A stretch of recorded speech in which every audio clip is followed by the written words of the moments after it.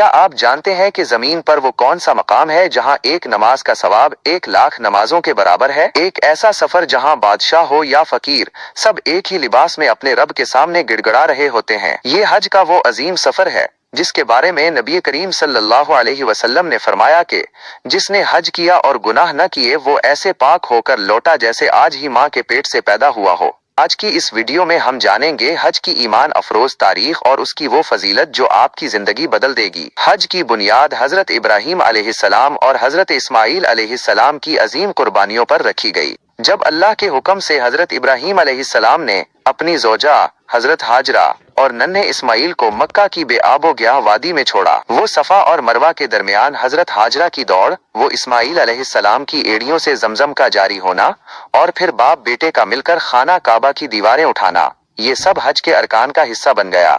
اللہ تعالیٰ نے حضرت ابراہیم علیہ السلام کو حکم دیا اور لوگوں میں حج کا اعلان کر دو، وہ تمہارے پاس پیادہ آئیں گے اور دبلے پتلے اونٹوں پر سوار ہو کر دور دراز کے راستوں سے پہنچیں گے۔ سورہ الحج۔ صدیوں پہلے ہونے والی یہ پکار آج بھی کروڑوں دلوں کو مکہ کھینچ لاتی ہے۔ حج اسلام کا 5واں رکن ہے اور صاحب استطاعت پر زندگی میں ایک بار فرض ہے۔ اس کی فضیلت کا اندازہ ان چند باتوں سے لگائیں۔ گناہوں سے پاکیزگی۔ حجی مبرور، مقبول حج کا بدلہ صرف اور صرف جنت ہے۔ اللہ کے مہمان حاجی اللہ کے وفد کا حصہ ہوتے ہیں، وہ جو مانگتے ہیں اللہ انہیں عطا فرماتا ہے۔ اتحاد امت کا درس۔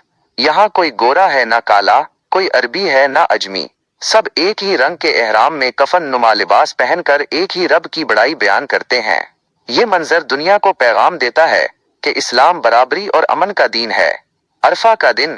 حج کا سب سے بڑا رکن وقوفی عرفہ ہے، جہاں اللہ تعالیٰ اپنے بندوں پر فخر کرتا ہے اور کثرت سے لوگوں کی مغفرت فرماتا ہے۔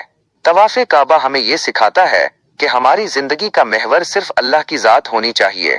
صفا اور مروہ کی سعی ہمیں اللہ کی رحمت پر بھروسہ کرنا سکھاتی ہے۔ جمرات کو کنکریاں مارنا دراصل اپنے اندر کے شیطان اور نفس کو کچلنے کا نام ہے۔ حج محض ایک جسمانی مشقت نہیں بلکہ روح کی پاکیزگی کا نام ہے۔ خوش نصیب ہیں وہ لوگ جنہیں اللہ اپنے گھر بلاتا ہے۔ دعا ہے کہ اللہ تعالیٰ ہم سب کو بار بار حجی مبرور نصیب فرمائے اور ہماری عبادات کو قبول فرمائے۔